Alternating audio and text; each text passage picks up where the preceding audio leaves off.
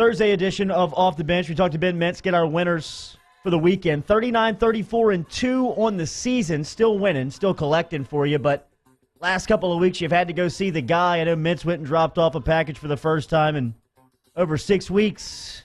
Mintzy, good morning. How you doing? I'm doing great, and I'm ready to get back on the right track here. We had a really, like you said, I didn't have to go see the guy. Well, I collected from him a few times, but I hadn't paid him since mid-September till this week. So that's a pretty good stretch, and I'm ready to not see him again at all. Let's go, man. Here we go. Holiday season. Give us I got some presents winners. to buy, Ben, and I'm a little short on cash. I need a little present juice. What you got for me? Well, we're going to start. It's There's some widespread weird panic week over there. for College championship week because we don't have as many games to choose from. So I actually only have one college pick and 5 NFL picks because the NFL, we got a full board, no more bye weeks. So we get to see, 16 games each week. The only college pick, I'm going to keep it short and sweet. This is the Big Ten championship game. It's played in Lucas Oil Stadium in Indianapolis. Ohio State's 14-point favorite over Northwestern. I always love taking Ohio State these Big Ten championship games, and I will tell you why. They've got 4- and 5-star speed everywhere. When they don't play these games in the Big Ten in 20 and 30-degree weather, and they play it on a fast track, the Ohio State speed and athleticism is way too much for all these Big Ten West 2-star recruits on a fast track. And I'm sure this is kind of similar to 2014. Y'all remember when Ohio State got the last playoff spot and won the national championship? They beat Wisconsin 59-0 in the Big Ten title game to try to claim that last playoff spot. I think Northwestern's a great story, but I just don't think they got the speed and athleticism. It's actually a great point I hadn't even considered is that Ohio State looking like they're probably going to be left out of the playoffs. So, they have motivation to try to blow Northwestern out and make that case to get in there. Great pick, Ben. I think you're off to a great start today. What's the number there? I hope so. What's the number? We're going to go to the 14. NFL next. Next 5 picks are all NFL. First one, this is kind of weird because you never think of Ryan Tannehill as an elite quarterback. I don't think he's elite. I think he's like the league average, slightly below average. But Adam Gase's record with Ryan Tannehill, when Tannehill's healthy, is crazy. I mean, they're I think it's somewhere around 11-4, 11-5 when he's been healthy the last few years, and they're always terrible when he's out. I like Miami at home by 4.5 over Buffalo. I always like going against rookie quarterbacks on the road.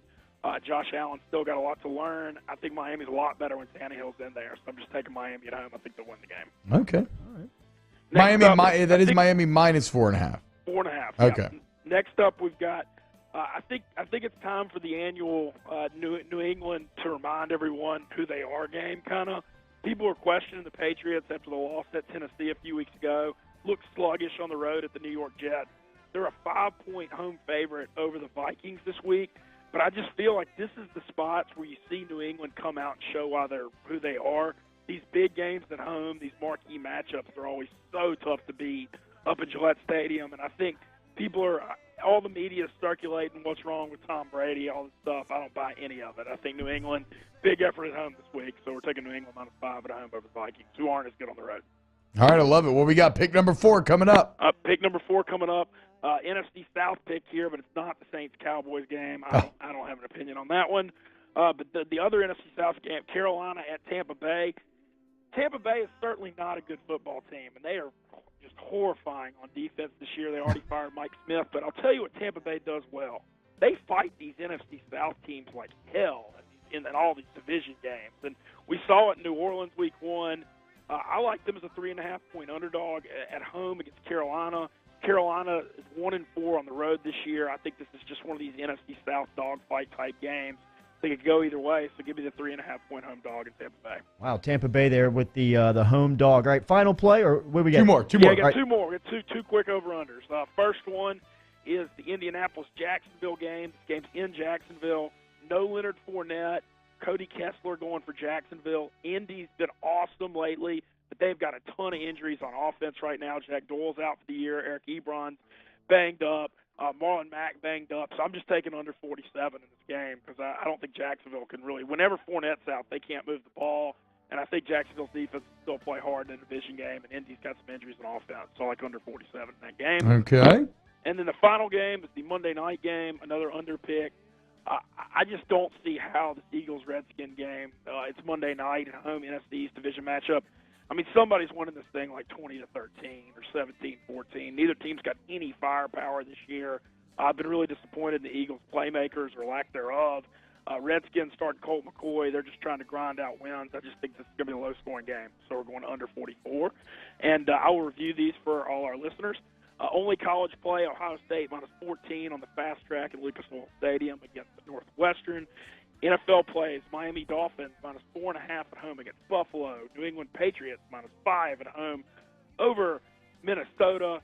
The under in the Redskins-Eagles at 44. The under 47 in Indy-Jacksonville, and the Tampa Bay Buccaneers, a 3.5-point home underdog. There you go. Ben Mintz giving you 6 more money-making picks. Ben, you okay, man? What's going on this morning? You sound a little down. Oh, man, there's nothing to be down about. It's going to be a great day. Okay. Look, we've been jokingly billing it up here. It's the Shreveport Super Bowl today. The Saints-Cowboys thing, which isn't really a rivalry, and definitely in South Louisiana it isn't. But if you live up in North Louisiana, it damn sure is. There's a lot of Cowboys fans up there, right? Oh, tons. Dak Prescott's from Houghton, 10 minutes away. I would say about 60% Cowboys fans up there. Wow, We're only 2.5 hours from Dallas. I was debating making the trip over there, but this sports radio job, the greatest thing ever. I'm getting paid to do a remote, drink beer, and watch football today. Can't beat it. So, hell yeah, man. You got a feel on it either way with the Saints -7? Well, I like the fast track in Dallas for the Saints because it's kind of a faster game and you're not dealing with weather. It's like one of those things. The Saints, I'm not going against the Saints team. Period. I mean, there's just no way. But I don't want to lay the 7.5 on the road either. I don't have an opinion. And look, one more for you, and I know you didn't give it to us in your six-pack, but this Alabama-Georgia game this weekend, a replay of the national championship last season. This line right now sits with Alabama -13 a couple of days before they tee it up inside of the Mercedes-Benz Stadium over in Atlanta. You think Alabama runs away with this one? Man, same thing as with the Saints with Bama. I'm just not going against this Bama team in 2018. There's just no way, especially on this is a fast track game too, which I think benefits Tua in that downfield passing game. Always love the high scoring dome stuff. What I want to see in this game. Could Kirby Smart do some wild stuff with Justin Fields here? Like, could that be his wrinkle that maybe he saved up? He's got to do something against Bama to keep up. I know that's gambling, but, man, they got to do. It's going to be tough for Georgia. I just don't know how you could beat this Bama team right now. It sucks, but they're just so dominant. Mintz, did you get an unsportsmanlike conduct penalty at the Egg Bowl? That actually, I was going to bring that up too. I want to apologize to just all the great folks in Baton Rouge, New Orleans, and Alexandria who had to listen to just my idiotic drivel. I was the only person that thought Ole Miss might compete in that game. I was completely wrong, and I'm so upset. Y'all get a kick out of this. I'm furious with Ole Miss AD Ross Bjork. Matt Luke in this program, I mean, they're going to keep Luke. They're going to go 3-9 next year, and they're going to fire him. Like, why not just fire him now? It's a waste of time. So, you got to get him out of there, get like a young guy. Like, I want Neil Brown at Troy real bad, but the current situation ain't going to work. He's in over his head, and it's a waste of time to bring him back. So Rivers is going through this emotional pregnancy roller coaster where she's high and low all day. And she came skipping into the studio this morning talking about some email that Ross Bjork had sent out to the Ole Miss alumni about the future of the program, and had it all the Chads and Brads upset over there in Oxford, and everybody else kind of laughing outside, looking and pointing over at Ole Miss. What's going on?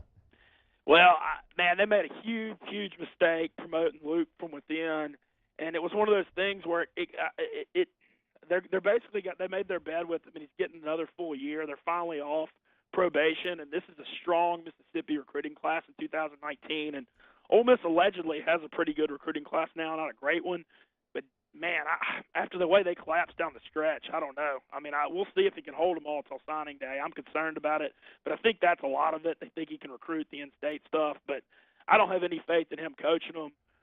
They already fired Wesley McGriff, the defensive coordinator. He was miserable.